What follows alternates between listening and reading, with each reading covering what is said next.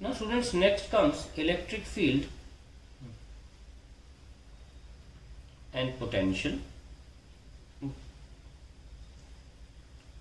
due to induced charges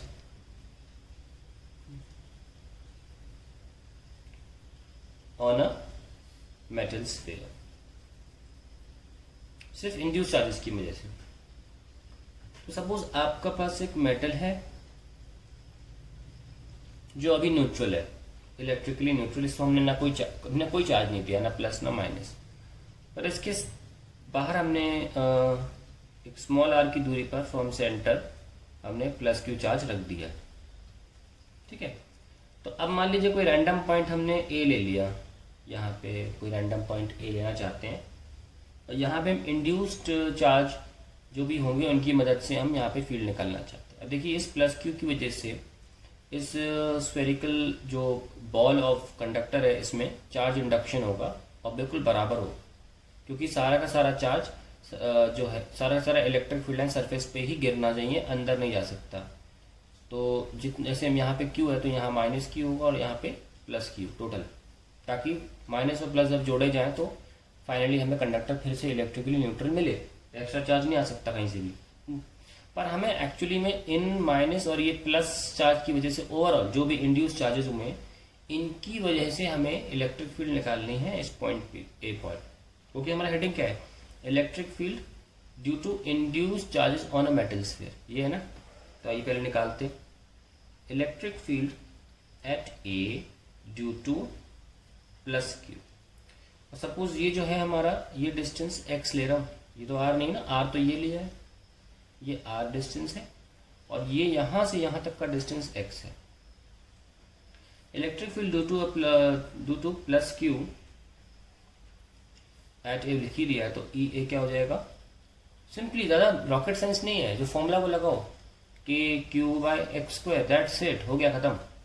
लेकिन क्योंकि जब भी इलेक्ट्रिक फील्ड निकाली जाती है तो क्यू नॉट को ध्यान में रख के निकाली जाती है, तो इस प्लस की वजह से इलेक्ट्रिक फील्ड कहाँ है, इधर है। Now electric field at any point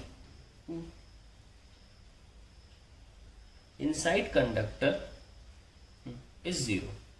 zero justify कैसे करोगे, फिर लिखेंगे इंड्यूस चार्जेस की वजह से और जो चार्ज हमने बाहर रखा था प्लस क्यू चार्ज की मदद से, दोनों को मिला के फील्ड जीरो आनी ही चाहिए। तो इंड्यूस चार्ज की वजह से फील्ड कितनी आई, माइनस का के क्यू बाय एक्स स्क्वायर। और अगर मैं इसे वेक्टोरियल लिखना चाहूँ तो मैं बस क्या करूँगा, माइनस साइन की जगह आई राइट टूवर्ड्स प्लस क्यू, है ना, क्योंकि ये प्लस क्यू की तरफ आना जरूरी है, तभी ये दोनों वेक्टर्स कैंसिल होकर जीरो देंगे। तो हमने पहला पार्ट तो कर लिया, हमने इलेक्ट्रिक फील्ड निकाल ली, हमने इलेक्ट्रिक फील्ड सॉल्व कर ली है at a point inside the metal due to the induce charges. अलग से बनाना चाहते हैं, अलग से बना के देखिए।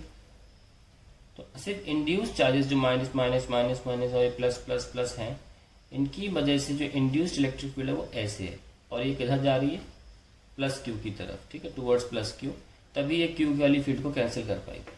तो हमने आपको इंड्यूस चार्जेस की वजह से फील्ड निकालना सिखा दी। अब एक थोड़ा सा ट्रिकी होता है, थोड़ा कॉम्प्लेक्स होता है पोटेंशियल निकालना इंड्यूस चार्जेस की मदद से। आइए इसको सॉल्व करते हैं।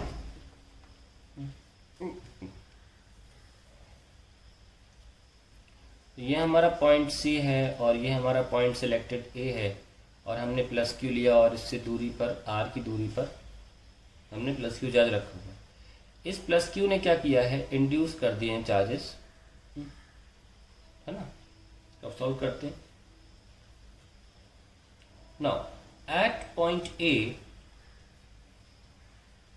electric potential, let electric potential be VA,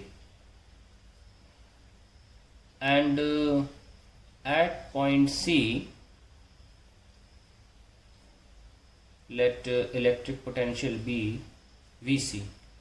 अब आपके सामने VA है और आपके सामने VC है, यहाँ पर पोटेंशियल VA, यहाँ पर पोटेंशियल VC, इनमें कोई रिलेशन सोच सकते हैं, हाँ है ना, इक्वल है।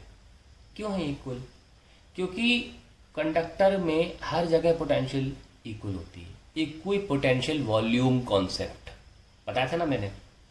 तुम कुछ भी कर लो, कैसा भी चार्ज कर लो, कंडक्टर के अंदर हर जगह पोटेंशियल सेम ही होती है, क्योंकि ये फैक्ट ही इस बात पे टिका हुआ है कि कंडक्टर के अंदर इलेक्ट्रिक फील्ड जीरो है, क्योंकि इलेक्ट्रिक फील्ड होती है माइनस का dv बाय dr।